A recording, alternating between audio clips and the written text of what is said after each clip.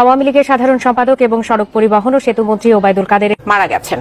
আওয়ামী লীগের সাধারণ সম্পাদক এবং সাবেক সড়ক পরিবহন ও সেতুমন্ত্রী ওবায়দুল কাদের মারা গেছেন। সম্প্রতি এমন দাবিতে একটি ভিডিও ইন্টারনেটে প্রচার করা হয়েছে। টিকটকে প্রচারিত ওবায়দুল কাদের মারা গেছে শীর্ষক ভিডিওতে দাবি করা হয়েছে বঙ্গবন্ধু শেখ মুজিবুর রহমান মেডিকেল বিশ্ববিদ্যালয়ে ভর্তির পর মারা গেছেন তিনি। মৃত্যুকালে তার বয়স হয়েছিল 82 বছর। ওই ভিডিওটি প্রায় 8 লাখ বার দেখা হয়েছে।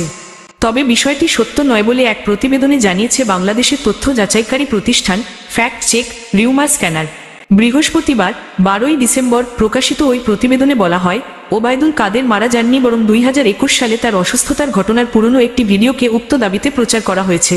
এ বিষয়ে অনুসন্ধানে দেশের বা দেশের বাইরের কোনো সংবাদ মাধ্যম কিংবা সংশ্লিষ্ট নির্ভরযোগ্য কোনো সূত্রে ওবায়দুল কাদেরের মৃত্যুর বিষয়ে কোনো তথ্য পাওয়া যায়নি।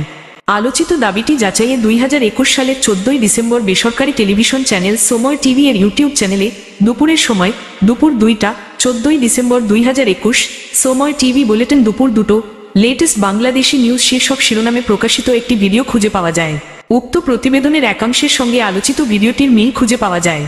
সেই প্রতিবেদন থেকে জানা গেছে 2021 সালের 14ই ডিসেম্বর বুকে ব্যথা নিয়ে বঙ্গবন্ধু শেখ মুজিবুর রহমান মেডিকেল বিশ্ববিদ্যালয়ে ভর্তি হয়েছিলেন তৎকালীন সড়ক পরিবহন ও সেতুমন্ত্রী ওবায়দুল কাদের।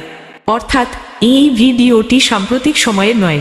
এছাড়া আলোচিত ভিডিওতে মূল প্রতিবেদনের অংশের সঙ্গে মারা গেছেন, মৃত্যুকালে তার বয়স ছিল 82 বছর শীর্ষক অংশটুকু সম্পাদনা করে বসানো হয়েছে। মূল প্রতিবেদনের কোথাও ওবায়দুল কাদেরের মৃত্যুর বিষয়ে কিছু উল্লেখ নেই। সুতরাং সাবেক সড়ক পরিবহন ও সেতুমন্ত্রী ওবায়দুল কাদের মারা গেছেন দাবিতে ইন্টারনেটে প্রচারিত তথ্যটি সঠিক নয়।